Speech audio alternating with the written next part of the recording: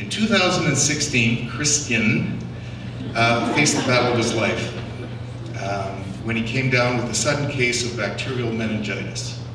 Christian spent several intense weeks in ICU where he received multiple skin grafts and amputations to both legs and a thumb.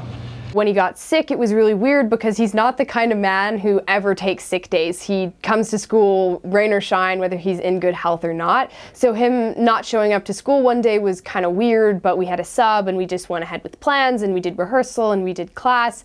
And then the next day we heard on the announcements that he was in the hospital and we all had to stand up and send a prayer for him, and that's how we found out. And I guess we kind of expected, oh, he'll be back in a month.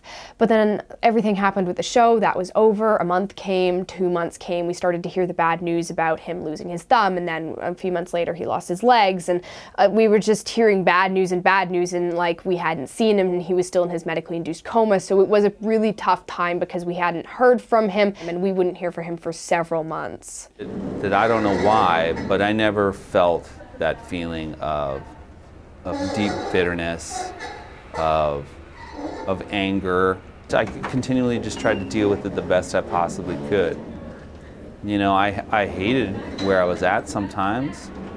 You know, when I couldn't drink water at all, when I couldn't eat because I had a feeding tube. These were things that tortured me. When, you know, they had taken the skin off my back and they had to roll me. When I was basically mummified. I felt and I don't know exactly what it is. I may have been down, but I never felt like I was ever going to be out. Once I left for my Quebec trip, we visited this one church in Beaupré, Quebec. The church is named after the patron saint of Saint Anne, who is the mother of Mary, but she's the patron saint of the sick and suffering. This cathedral, it's absolutely beautiful. So I went to this church really thinking of Zip. And I prayed for his recovery. At this time, it was still up in the air whether he would, pull through or not. But I really spent some time and I made sure that I wouldn't leave anything behind, and I left it to Saint Anne's intercession and my prayers. The amount of prayer circles, the amount of group prayers, the amount of positivity that they sent my way, it helped me recover, right? And not in a way that it saved me from the brink of death, but more in this way of that kind of outpour of love and caring. I think you have to believe that it can help affect you.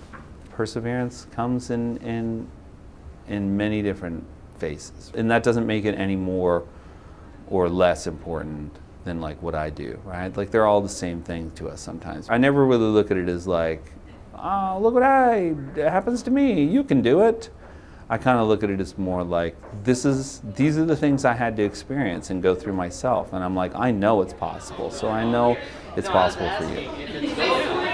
Yeah, dude, yeah. We'll go right to the very end.